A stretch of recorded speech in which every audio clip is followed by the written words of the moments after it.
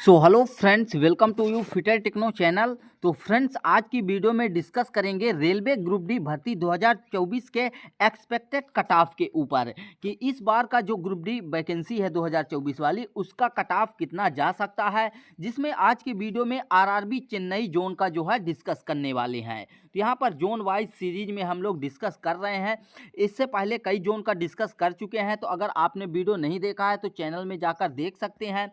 अगर इस चेन्नई की बात करें तो यहाँ पर फॉर्म कितना भरे गए हैं, 11,12,000 फॉर्म भरे गए हैं। और वैकेंसी कितना थी, वैकेंसी थी 2694 वैकेंसी थी। तो उस हिसाब से जो है पूरा डाटा हमने नोट किया है। तो डिस्कस करते हैं कैटेगरी वाइज जो है कट ऑफ कितना जा सकती है, जिसमें यूआर का अलग से, ST, SC, OBC, EWS, ex serviceman, PWD और सीसीए सभी का अलग अलग डिस्कस करेंगे कि यहाँ पर पीईटी के लिए कितना कट ऑफ जा सकता है, कितना स्कोर जो है सेफ रहने वाला है इस बार। तो इस आरआरबी चेन्नई जोन का जो है डिस्कस कर लेते हैं। तो चलिए वीडियो को स्टार्ट करते हैं। उससे पहले चैनल में जो जो नए हैं और अभी तक सब्सक्राइब नहीं किए हैं तो सब्सक्राइब जल्दी से ज़रूर कर लीजिए। तो यहाँ पर हमने आरआरबी चेन्नई का जो है पूरा डाटा नोट कर लिया है। यहाँ पर देख सकते हैं। यहाँ पर टोटल वैकेंसी की बात करें तो टोटल वैकेंसी कितना थी, 2694, 2694 वैकेंसी थी। और 11,12,922 फॉर्म भरे गए। तो उस हिसाब से ओवरऑल कंपटीशन इस जोन में देखा जाए तो ओवरऑल कितना हो जाएगा, 413 का। यानी यहाँ पर एक सीट के लिए ओवरऑल देखा जाए सभी कैटेगरी का मिलाकर तो एक सीट के लिए 413 कैंडिडेट फाइट कर रहे हैं। यानी किसी स्टूडेंट को एक सीट लेना है तो उसको 413 कैंडिडेट को यहाँ पर पीछे करना होगा। ठीक है, अब देखते हैं कैटेगरी वाइज। जैसे यूआर में सबसे पहले देखते हैं। यूआर में जनरल कैटेगरी में यहाँ पर वैकेंसी कितना थी, 1089 वैकेंसी थी। और फॉर्म कितने आए हुए हैं, 1,63,586 फॉर्म आए हुए हैं। उस हिसाब से पर सीट कंपटीशन जनरल कैटेगरी में देखा जाए तो 150 का रहेगा। लेकिन ये 150 बढ़ेगा क्योंकि अभी ईडब्ल्यूएस वाले आएंगे, ओबीसी वाले आएंगे, एसटी, एससी सभी कैटेगरी वाले जब जनरल में आ जाएंगे ये पर सीट कंपटीशन यहाँ पर बढ़ जाएगा। हालांकि यहाँ पर कई सारे स्टूडेंट अभी भी बोल रहे होंगे कि मतलब अटेंडेंस तो 50% ही रही थी, तो यहाँ पर इतना कंपटीशन कैसे हो जाएगा। तो आप लोगों को बता दें कि पढ़ने वाले, जो तैयारी करने वाले स्टूडेंट होते हैं वो एग्ज़ाम को स्किप नहीं करते हैं। एग्ज़ाम को स्किप वही करते हैं जिनकी कोई तैयारी नहीं होती है। वैकेंसी देखे बल्क में तो चलो उनको तो ओवरऑल, जैसे यहाँ पर 32,438 वैकेंसी आई थी। ठीक है, तो देखे कि इतना बड़ा वैकेंसी है तो चलो फॉर्म भर देते हैं, क्योंकि इसकी एलिजिबिलिटी भी तो 10th थी, 10वीं पास थी। तो 10वीं पास तो सभी थे, तो सभी ने भर दिया। ठीक है, वहीं पर एससी कैटेगरी की बात करें तो यहाँ पर 397 वैकेंसी थी। और फॉर्म देखिए 2,93,266 फॉर्म भरे गए। उस हिसाब से 739 पर सीट कंपटीशन हो गया। अगर बात करें यहाँ पर एसटी कैटेगरी की तो एसटी कैटेगरी में यहाँ पर राहत है, 228 वैकेंसी थी, 66,036 फॉर्म आए हुए हैं। उस हिसाब से पर सीट कंपटीशन इस जोन में जो है मतलब एसटी कैटेगरी का आरआरबी चेन्नई में 290 का है, जो कि ठीक ठाक कहा जा सकता है। जैसा कि कई सारे और जोन में देखा गया, उस हिसाब से यहाँ पर एसटी का ठीक है। ओबीसी कैटेगरी की बात करें तो ओबीसी को यहाँ पर भी राहत नहीं मिलने वाली है। 698 वैकेंसी थी और 5,41,939 फॉर्म आए हुए हैं। उस हिसाब से पर सीट कंपटीशन यहाँ पर 776 का हो जाएगा। अगर बात करें ईडब्ल्यूएस कैटेगरी की तो ईडब्ल्यूएस कैटेगरी में 279 वैकेंसी थी और 48,095 फॉर्म आए। तो पर सीट कंपटीशन कितने का हो गया, 172 का हो गया। वहीं पर एक्स सर्विसमैन की बात करें तो एक्स सर्विसमैन के लिए 540 वैकेंसी थी और 4,048 फॉर्म आए। तो उस हिसाब से पर सीट कंपटीशन कितना हो गया, 7 स्टूडेंट का। तो यहाँ पर भी ठीक है। अगर बात करें पीडब्ल्यूबीडी यानी जो विकलांग वाली कैटेगरी है, उनकी तो 113 वैकेंसी थी और 8,461 फॉर्म आए।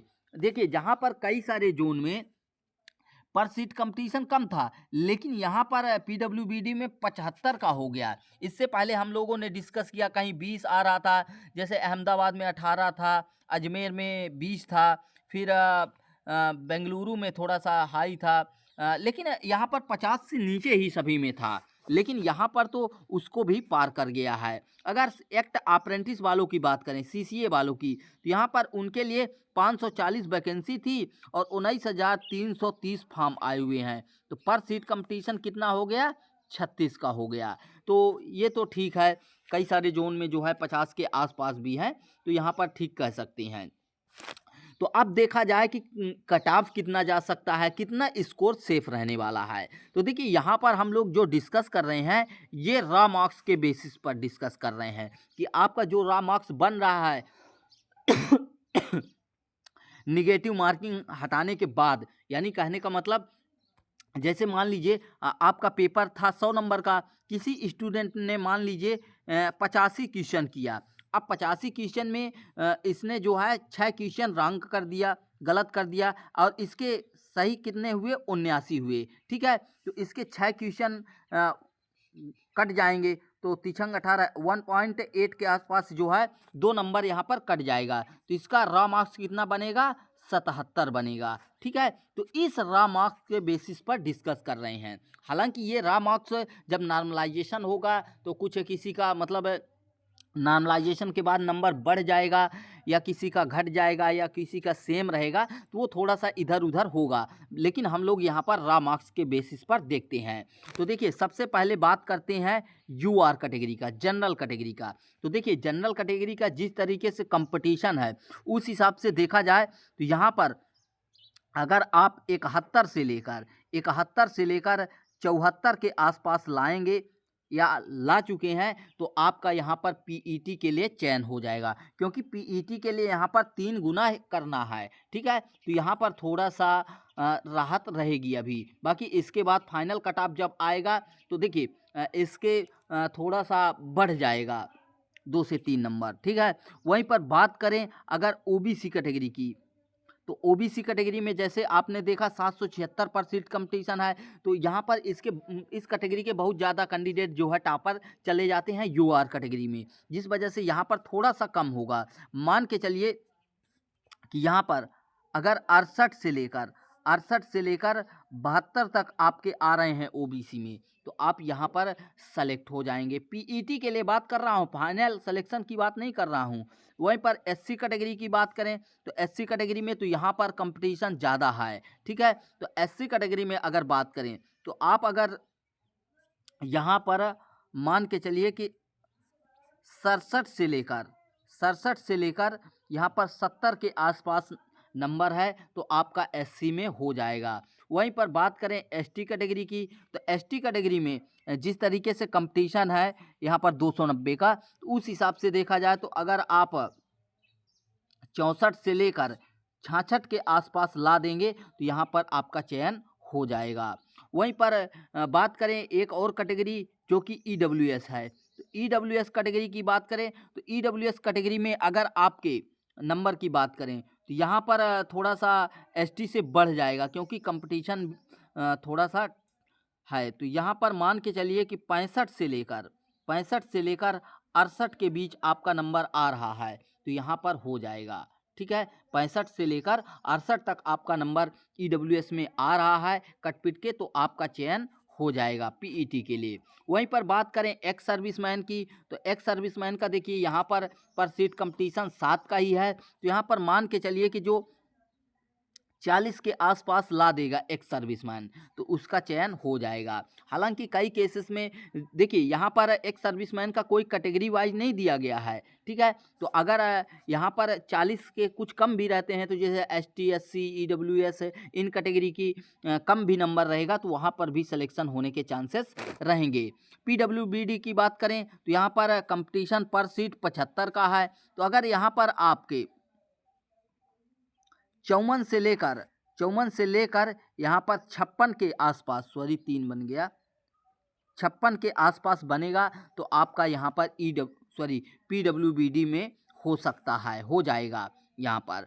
अगर बात करें एक्ट अप्रेंटिस, जो कि काफ़ी पॉपुलर कैटेगरी है, कई सारे स्टूडेंट जो है इस कैटेगरी को लेकर कमेंट करते हैं, तो यहाँ पर बात करें तो यहाँ पर सीट कंपटीशन कितने का है, 36 का है। तो अगर देखिए ओवरऑल एक्ट अप्रेंटिस का देखा जाए तो यहाँ पर इनका पीईटी के लिए चयन नहीं होता है, ध्यान दीजिएगा, इनका पीईटी नहीं होता है, डायरेक्ट इनका जो है सिलेक्शन होता है। इनका 66% जो है सीबीटी एग्जाम से होता है और 33.3% जो है इनका किस में होता है, इनके जो एनसीबीटी का एनएससी का सर्टिफिकेट है उसके स्कोर के आधार पर, और दोनों को मिला जुला कर वहाँ पर कॉम्बिनेशन करके स्कोर तैयार किया जाता है। तो अगर इनकी बात किया जाए तो आप अगर सीबीटी में 40 से 44 के आसपास ला देते हैं तो सीसीए वालों की, एक्ट अप्रेंटिस वालों की सभी कैटेगरी में इसके अंदर ही रहने वाला है। ठीक है, कुछ केसेस में यहाँ पर 40 से भी नीचे जाने के चांसेस रहेंगे, लेकिन वो कैटेगरी पर डिपेंड करेगा। ठीक है, तो ये रही कट ऑफ जो कि हमारे अनुमान से है। बाकी आप लोगों का क्या कहना है कमेंट बॉक्स में कमेंट करके ज़रूर बताइए, और किसी और जोन का चाहते हैं तो उसका भी बताइए। हम यहाँ पर जो है जोन वाइज डिस्कस कर देंगे पूरा डाटा के हिसाब से। तो आप जिसका चाहते हैं कमेंट बॉक्स में कमेंट करके बताइए। मिलते हैं नेक्स्ट वीडियो में। Thanks for watching and bye bye.